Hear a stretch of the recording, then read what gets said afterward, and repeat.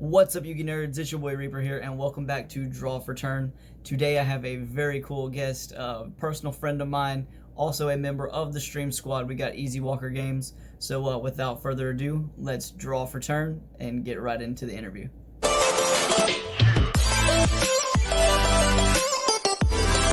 Alrighty, guys, I am here with Easy Walker. We got him on the phone. Unfortunately, he does not have a webcam set up at this point in time. So I hope you enjoyed this picture that I have pointed out or picked out for him. I look buff as shit in that picture, dude. Oh man, I love the wide-eyed Mickey Mouse hat. Like, just you look so thrilled. Dude, I was so excited. That was my first trip to Disney World in 20 years. Alrighty, man. So I know you have a general idea of what this visual podcast is going to be and what my aspirations for it are. So, just starting out, man, how did you discover Yu-Gi-Oh?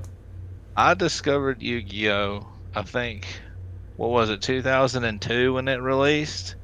I was in high school, and me and one of my buddies we were freshmen, and we went to, what was it, CVS in our small little town I grew up in, and they had these Yu-Gi-Oh packs, and I didn't know what Yu-Gi-Oh was at the time. I knew what Pokemon was, so I was like, let's give this new Yu-Gi-Oh thing a shot. So he bought Dark Magician, I bought Blue Eyes, and 2002 freshman year of high school, I was 14 years old. That's when I started playing. Man, that's awesome. Like getting structure decks or starter decks at CVS, man, that was a time. The CVS is like ridiculous. You would never think to get any kind of cards at CVS. Actually, like it's like, I'm not even gonna lie, I've seen like packs of like Pokemon and stuff at like Walgreens and CVS, but like just thinking about a period of time where you could actually get full blown structure decks and everything, like the times have changed. Yeah, it's been so long for me since I've been in one of those stores. So, I mean, like just seeing them back in that day and time, like, because Pokemon was huge, man. You could buy, like, not Pokemon TCG cards, but they had, like, trading cards, and Yeah. people would buy the wrong ones and get upset over it. So I wanted the cards that you could play with, not the collectible, Exactly, not the man. I ones got my that you. feelings hurt so many times because my parents would buy the wrong ones. Oh man, I remember way back when, initially, because as a kid, and like my knowledge of Yu-Gi-Oh was pretty much what I saw from the anime at that point in time, where I was that cringy kid that would like sometimes refer to Yu-Gi-Oh as duel monsters.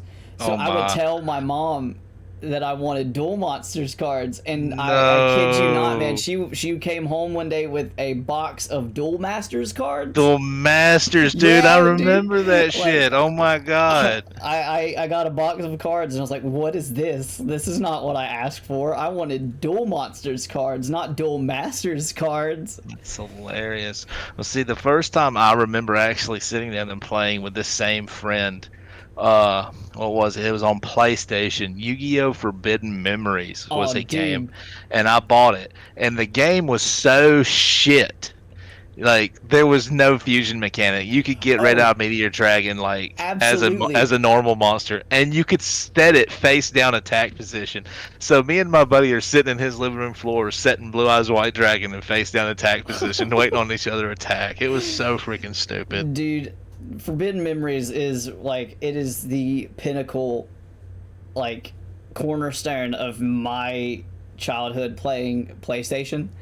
Like I spent so many hours playing that game not knowing what the hell was going on because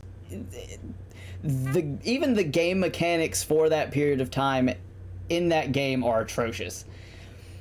Like Yeah, they were there pretty were bad, especially using the star chips, and you only got like one star chip for each win. absolutely, like, and as you said, like the fusion mechanic of it was just absolutely atrocious. It was disgusting. But still, I mean, for the time, it was fun. It was stupid fun. Also, And it, just a short note: if you guys have not seen anything about Yu-Gi-Oh! Forbidden Memories, and you would like to, I believe our good friends over at Staring at Games are currently in a playthrough of it right now. no, is he really? Yeah, dude. What a nerd! Good old Dark Arm Duelist and our boy Todd are over there on Staring at Games playing Forbidden Memories. Oh my gosh, I'm gonna have to make fun of him for it. Dude, I saw that and I was like, I feel so bad for them. That's hilarious. So, I'm a, question number two for you, man, is yeah, like, I know that you've been in and out of the game, for like most years. Yu-Gi-Oh players. Like you play it, you leave it for a little bit, you get that urge to come back. Yep. Um, so what is it about Yu-Gi-Oh that just kind of keeps you coming back? And how did you find your way back into the card game most recently? And what's made you want to Most stay in it? well, the reason I quit before. When did I quit? Synchros just came out, maybe? No, no, I quit before Synchros. Uh, I quit while I was still in high school. It was probably my junior year of high school, so I would have been 16, and it just kind of drifted out. All of my friends that I had that the clique I was in high school, they quit playing it. So I kind of drifted out. I gave all my cards to my niece and nephew. Man, I had like some secret rare Genzos from the tens and the dark Oh, necropheres, dude. Man, I had some money. ooh, Nowadays, it's some money cards, dude. Uh, so that was when I was 16. So that was in 2004. I got back into it in 2000 and probably 2006 probably. I started dating my wife, and oddly enough, her little brother played. oh, So he got me back into it, and by this time, synchros had come out. So there's a whole new mechanic I had to learn, just like you did back in in your first staring at not staring at games. That's the freaking channel. Draw for turn video. Like you came back when synchros were a thing. yeah. Um, so I played with him 2006 to probably probably around 6 years ago now. So I probably just off and on played with him for probably about 12 years. Wow. But during that time, I had built. He was a hardcore Dark Magician fan, and I didn't care. I wanted to play. Like Yeah. when I got back into it with him, we went to a sneak preview of what was it, Rainbow Energy, where Okay. Crystal Beast came out and Yeah. Rainbow Dragon came out. So it was a sneak peek at the BJCC downtown back when Birmingham had not locals but had regional events. And I opened up my 5 sneak peek packs, and I get a ghost rare Rainbow Dragon. What? This is yeah, I swear.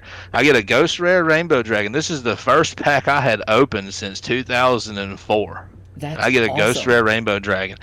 Man, I got swarmed by these kids. Like I didn't know what I had opened. Like I had no clue. It's like all you And knew is that it was a ghost rare, and I didn't know. I didn't even know it was a ghost rare, dude. I'm looking at the card and I'm like, where's the flipping monster? What is this? And my brother-in-law now, he was like, dude, that's the rarest card you can get out of this set. Blah blah blah. And I'm like, well, it does me no good. I don't have any cards. And literally, some guy come up to me there and told me he would trade me his Monarch deck. And Monarchs at that time were very oh good. They were yeah, one of the man, top decks. So absolutely.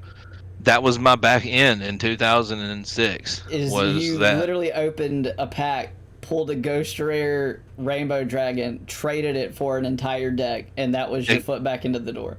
that was my foot back into the door for That's playing games. amazing, man. So for that entire year, it was just me and him dueling each other, perfecting our decks. He was doing a Dark Magician Synchro deck with Knights and Sorcerer and whatnot. And I'm honing my skills and cards with this Monarch deck.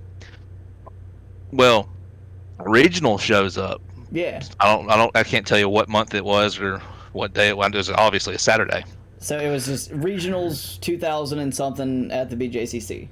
at the BJCC. Well, probably, I think it might have been one of the very last ones they had there, and going through this entire year of working on my deck, I turned it into a macro, what they called a macro monarch deck, which is essentially DD Survivor, DD Scout Plane, basically all these cards that remove from play to special summon themselves. Like if DD Survivor is removed from play via Macrocosmos, Dimension Fissure, anything like that, he automatically special summons himself at the end of the turn. Wow. So that'll essentially that will give you your tribute summon for any monarch. Yeah. So the deck was extremely overpowered, and at this time, what is it, Gores? Yeah, Gore's Emissary. That hand trap, the very first hand trap they ever made. He was out, so he was in the deck. The deck was really overpowered. Like I didn't do. I mean, I was young, and well, not to say young, but I was too new back into the game to actually compete competitively. Yeah. As a single player. But at this regional, they had a tag tournament. And me and my brother-in-law entered the tag tournament, him and his Dark Magician deck, and me and my Macro Monarch deck. Well, we ended up into the finals Oh. because his Dark Magician deck, which is all dark, and my Macro Monarch deck, which uses Caius, the Shadow Monarch, can just burn for damage. That's amazing. So we're in the finals, right? And we're there. I think the other team was between 1,000 and 0 life points, and we were close. We would have lost on our next turn if we hadn't won. So brother-in-law using Dark Magician, obviously he plays Swords of Revealing Light because he's a Yugi nerd, you know, like your shirt says. Link in the description. The link in the description. Take that plug for you, buddy. So he plays Swords of Revealing Light, which stalls for 2 turns because it doesn't count the entire board. It's each opponent's turn. Yeah. So it stalls. It gets to me. And I have to do damage. I have to deal 800 points of damage to win somehow or another. Yeah. I draw for turn. No pun intended. Hey. And I drew Caius, the Shadow Monarch. Oh. So, like, everything just goes quiet because I know exactly what's fixing to happen. It's like, I don't even know how to explain it, dude. It's like all the noise around you just like stops. Everything just stops. You know what's going to happen. You don't want to screw up. Yeah.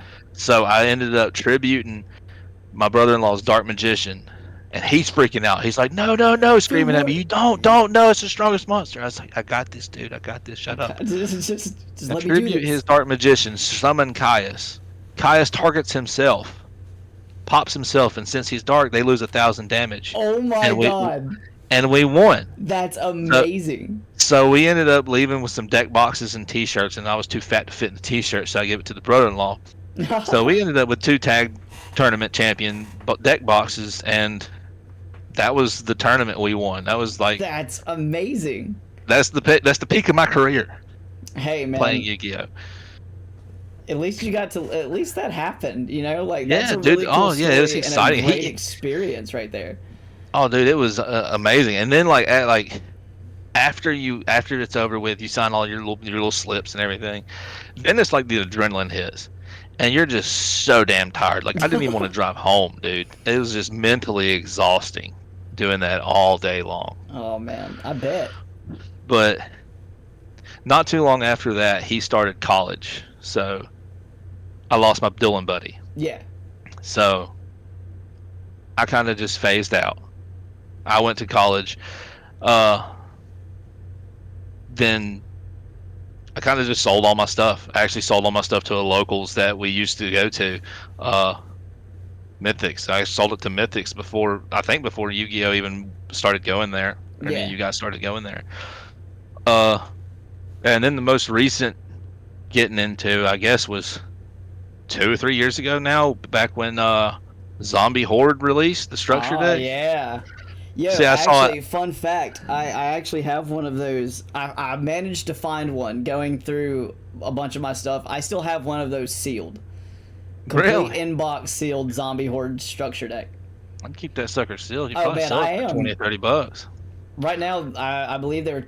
I price checked them on Amazon and TCG, and they're like $75, $80. Ooh, yeah, that's what I'm talking about, dude. Balladrock's probably what's making it so high. Absolutely. Apparently, baller drops are like $10 a piece now. Damn it, man. Well, that's the boss monster. Absolutely. Uh, so I got back into it when this structured deck released, but what really got me into it was for some reason I had an ad for uh Duel Links pop up on my phone. I'm like, Oh, oh yeah, man, I play some Duel Links. Why not? I remember this crap. So I download it and I'm like, who doesn't screw love? this, man. I want the real cardboard in my hand. I want to pop that sucker on my desk and make it go slap. Yup. So I went and bought 3 Zombie Horde structure decks. Uh, and that was where I started back playing. And then, conveniently enough, I was watching one of Dark Armed Duelist's videos, Oh, good and, old and I, dad. I, and I found out that he was in Birmingham. So I sent him a PM, and I was like, hey, where do you go to locals? I hear you talk about locals all the time. He was like, oh, I go here, and I was like, that's right down the fucking street from my house. So that literally the next Thursday I showed up. Like, hey, I'm that guy. I And remember that night. me too. Yeah, like I remember that night. Because we were all just sitting there, and here comes this new person that I've never seen before. Yeah, I was like, oh, who's this guy? Oh, hi, I'm Lane. Oh, nice to meet you. Nice to meet you. Yeah, And, man, that was. and just getting to sit down and play. That was fun. But what? And to continue off your question, like what keeps me coming back is people, man. It's like I'm a people person. I love talking to people. I love getting Absolutely. in getting in the conversations. Baby's groaning. I love getting in the conversations with people. I mean, I'll talk about. You want to talk about nothing? I'll talk about nothing with you. I mean, because there's nothing better in this world than friends. Because like Absolutely. growing up, man, I mean, I have older brothers and sisters, but I was really an only child. Like I was 8 years old, and my brother moved out, Yeah. so it was just me in the house. My 2 older sisters already lived out. So my go-to like escape was video games, cardboard. Like I was bullied like a son of a bitch in high school and middle school. So I mean, the cardboard video games was my escape, Yeah. just to get away from real life, you know. I mean, and I feel like it's that way for a lot of people too. Like basically like video games and basically like hobbies and stuff like that are See, what kind of people use it as a coping mechanism just to kind of escape because like whenever you're playing a video game or something you're in another reality all of a sudden, you know. exactly. I'm not gonna say another reality, an escape from reality. Yeah, like you See, for I'm probably fixing to stir up some ants right here, dude. It's go like ahead, man. when people say to me that violent video games make violent people, I will I want to punch them in their face, and it's not because of a video game. Yeah. Like I grew up playing Grand Theft Auto. I grew up playing Call of Duty, Counter Strike, all these games where you shoot someone in the head with a gun and they respawn later, Yeah. right? None of these people in this world that claim a video game made them violent knows what they're talking about. That's the video game does not make a person violent. No. I agree with you. Like 100%. Yeah, Like just because I boot up Call of Duty and go in there and unload rounds does not mean that I have like I feel no urge to actually go out somewhere and do this. yeah. There's You don't nothing want. in my brain from playing these brutal video games that makes me say, "Oh my god, I'm gonna go do this in real life." Exactly. See, that's it makes me so mad when people say that. In college, I did an essay on how it's false facts, false statements. Yeah. But anyway, back to the cardboard. Man, so what deck do you like take the most pride in? Like I know that you play a bunch of decks. I know you have a bunch of decks. I have a bunch of decks. Like what is your like go-to deck? Oh my dude, shit. Uh, I take pride.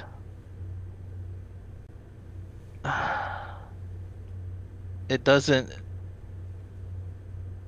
Um, I guess it's gonna be my Gladiator Beast deck. Like it's Ooh, Glad not. Beasts. Yeah, it's not relevant anymore. But it was the only deck that I kept that I didn't sell. Ah, So that's the one I take pride in.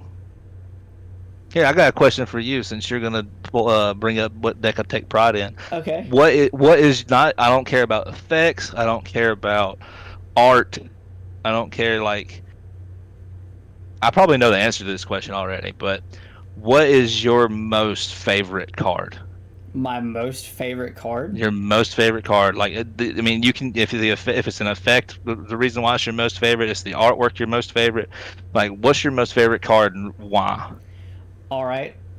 I like how the tables have turned. I like Yeah, this. See, this is why I wanted to do this. Like sitting down with different people and like asking questions back and forth. Like this is why. So my favorite card of all time. If anyone's been watching this channel long enough and you know me well enough, you already said that you pretty much know the answer. yeah, Just to solidify that, it is Soggy the Dark Clown. that's what I figured. Soggy the Dark Clown is by far my favorite Yu-Gi-Oh card of all time. And it's a weak vanilla monster. Like there's nothing like big bad like about it at all. It's not super powerful or anything. One, I enjoy the artwork. I love the artwork for Soggy the Dark Clown. It's that old like original like Yu-Gi-Oh style artwork. Yeah, And on top of that, like I just it goes back like all the way back to when I was a kid watching like rewatching over and over again like episodes 1, 2, and 3 on VHS of Yu-Gi-Oh. Like just that first duel between Kaiba and Yugi. Like that's where it spawned. You know? Like yeah, I feel you. that's where I don't know. What There was this it? Soggy the Dark Crown with Crush Card Virus, wasn't yeah, it? it was the Crush Card Soggy combo. Absolutely. Like That's funny. a lot of people, whenever I said that, like a few years ago, like people would ask me, "Oh, what's your favorite Yu-Gi-Oh card?" And I'd say Soggy the Dark Clown, and everyone would be like, "Oh, it's because you're a Juggalo, right? It's because you love ICP and everything." Oh It's like, my no, gosh. absolutely not. The fact that I love Soggy has nothing to do with the fact that I enjoy the Insane Clown Posse. It is because I got attached to it as a child. I don't know why. I just did. Yeah. But yeah, I believe that's about all the questions I really have for you, man. Is there anything? You're not gonna that ask me what my favorite card is? Oh yeah, man. What is your favorite card? I'm sorry, man. No, you're good, dude. You're good. You're I good. looked down at the time and I noticed that it was getting kind of late, so I didn't want to Yeah. hold you up, man. No, no. I want to answer this one last question. That's why I asked you because I want to tell you my favorite card. I've never played it in the deck. I actually have it in a frame on top of my dresser. Oh, Is Shiba Warrior Taro. okay. When I was at that regional, I was going through someone's trade binder and they had this Shiba Warrior Taro from Anniversary Pack 1, and I had to have it. I literally traded 2 Ultimate Rare DD Survivors to get this card from this guy. I did not know how much it was worth. I did not care. I had a Shiba Inu at the time. Her name was Sally. And I saw the card and I was like, oh my God, dude, my dog is on a card. I have to have awesome. it. So, last year we had to put my Sally down because she was just old and it was time. Oh man. So now the card is framed sitting next to her urn on top of my dresser. Oh man, that hit the feels, man. Yeah, That's so dude. that. I when I started talking about it, I was like, I can't get choked up. I can't get the squeaky voice. Man, that's awesome. Like, But that's my favorite card of all time, and it will not leave that frame. that is an amazing story, man. That's awesome. Yes. Maybe Yes, we can sir. find you another copy of it. I So can that find way, it like that way you could try to build a deck around it. You know? build a deck around it with what is it? Melfi's? Yeah. Melfi Taro. Melfi Taros. guys, if you would like to see Melfi Taros happen, let us know down in the comment section below.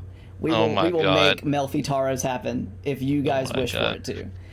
Obedient School Melfi Taros. That's hilarious. All right, man. So I do want to say one last thing before we leave. What you Congratulations got? again for becoming a new father. Oh, thank you very much, sir. It is the most amazing thing in the world, dude. Man, I can only imagine. I can only imagine. Oh, you'll get to meet her soon. Absolutely. I'm so excited, man. I'm so excited. But guys, we're gonna go ahead and move into end phase in the video here. Thank you guys so much for watching. Make sure you hit that like button. Make sure you subscribe if you're not already. Leave a comment down below if you guys have any other YuGiTubers or anybody else that you would like me to reach out to for a possible interview. You know, send them this It'd be video. fun. Send them this video. See if they want to do an interview with me, so that way we can learn their story as well. Thank you guys. Maybe for they'll hanging have a out. cam. Oh, maybe. Who knows? But thank you guys so much for watching, and yeah, we'll see you on the next one. Bye!